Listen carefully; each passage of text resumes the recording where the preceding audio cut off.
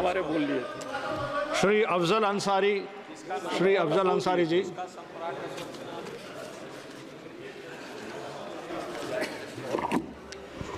धन्यवाद। माननीय पीठासीन अध्यक्ष जी, आपने हमको वर्ष 2024-25 के लिए शिक्षा मंत्रालय के बजट में अनुदानों की मांगों पर चर्चा में भाग लेने का अवसर प्रदान किया। मैं इसके लिए आपका आभारी हूं। माननीय लोहिया जी ने कहा था कि निर्धन हो या धनवान, सबको शिक्षा मिले समान। आज ये दुख का विषय है कि शिक्षा विभाग ने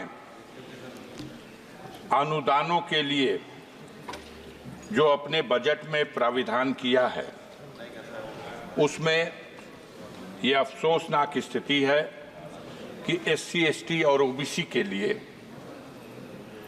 जहां बजट में वृद्धि करने की आवश्यकता थी, वहां उनके लिए निर्धारित बजट में भारी कटौती की गई है। सेम। और इसी क्रम में डॉक्टर भीमराव अंबेडकर साहब एक सेकेंड फाउंडेशन अभय कुमार जी, इसका बजट जो पहले से ही बहुत कम था, इससे पहले मात्र 40 करोड़ रुपया। इससे पहले भी माननीय स्पीकर जी साहब ने बताया कि जब सदस्य बात करते हैं एक हाथ जेब में ना रखें। इस बहरहाल इस बार ये 40 करोड़ का भी जो बजट था, इसे घटा करके अब 30 करोड़ कर दिया गया। एक मानसिकता का पता चलता है। ये भी देखने की बात है कि इस बजट में अल्पसंख्यकों की शिक्षा के लिए उसमें भी पहले की तुलना में भारी कटौती की गई, जबकि उसमें व्यापक वृद्धि की आवश्यकता थी। बजट में SC, ST, OBC को जो मुफ्त कोचिंग के माध्यम से उनको शिक्षा के लिए सहूलियत प्रदान करने का जो बजट था, वो भी पहले से बहुत कम था।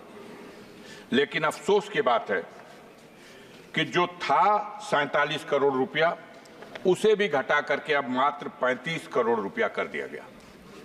इस प्रकार अगर देखा जाए तो टॉप क्लास की एजुकेशन के क्षेत्र में भी SC, ST के लिए जो पहले 111 करोड़ रुपए का बजट में प्राविधान था, अब उसमें भी बड़ी कटौती कर दी गई है। मानवर, आपके माध्यम से हम दो पंक्ति की कविता के साथ अपना भाव, अपना विचार सदन में रखना चाहते हैं कि देवता मेरे आंगन में उतरेंगे कब, जिंदगी भर यही सोचता रह गया, और मेरे बच्चों ने उस चांद को छू लिया, जिंदगी भर जिसे पूछता रह गया।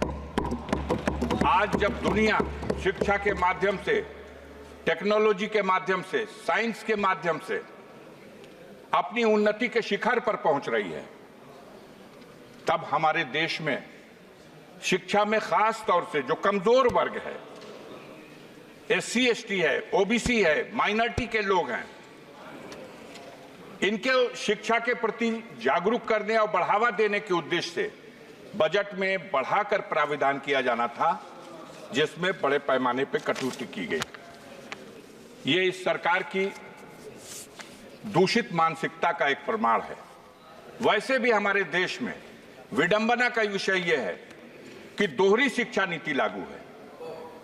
एक तरफ वो शिक्षा जो सरकारी स्कूलों के माध्यम से गांव में रहने वाले गरीबों के लिए उपलब्ध है, जहां आज भी हाथ में कटोरा और पीठ पर बोरा गरीब किसान का बच्चा स्कूलों में जाता है तो क से कबूतर, ख से खरहा और ग से गधा पढ़ाया जाता है।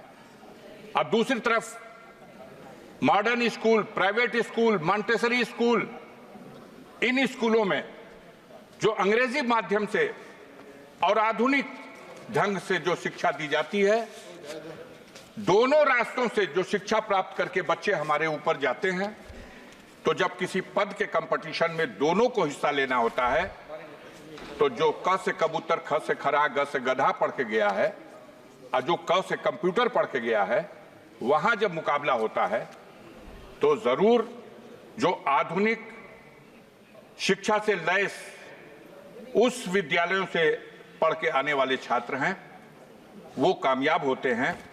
और सरकार की तरफ से जो अपने देश की जनता के लिए, गरीबों के लिए, मजदूरों के लिए, गांव में रहने वाले लोगों के लिए जो शिक्षा का प्रबंध है, उस शिक्षा को ग्रहण करके जो लोग ऊपर पहुंचते हैं तो उनकी बुनियाद कमजोर हो जाती है। देखने की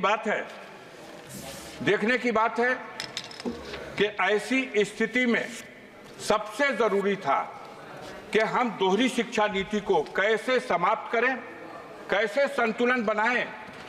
जो प्राइवेट स्कूलों की शिक्षा है वो इतनी महंगी है कि एक गरीब आदमी तो अफोर्ड कर ही नहीं सकता, एक मध्यम वर्ग का आदमी भी उनके बच्चों को 2 में, 3 में, 4 में, 5 में पढ़ने के लिए 2,000 रुपया महीना, 5,000 रुपया महीना, 4,000 रुपया महीना, और बड़ी ऊंची शिक्षा ग्रहण करने के लिए तो कोई साधारण किसान, कोई गरीब, कोई गांव का आदमी अगर अपनी हैसियत को भी बेच दे तो वो अपने बच्चों को डॉक्टर नहीं बना सकता, अपने बच्चों को उस तरह की शिक्षा नहीं दे सकता जो उसके लिए एक सपना है। मान्यवर, आपके माध्यम से इस सदन में हम आपसे ये अनुरोध करना चाहते हैं कि हमारी सरकार को दोहरी शिक्षा नीति को समाप्त करने की दिशा में पहल करनी चाहिए।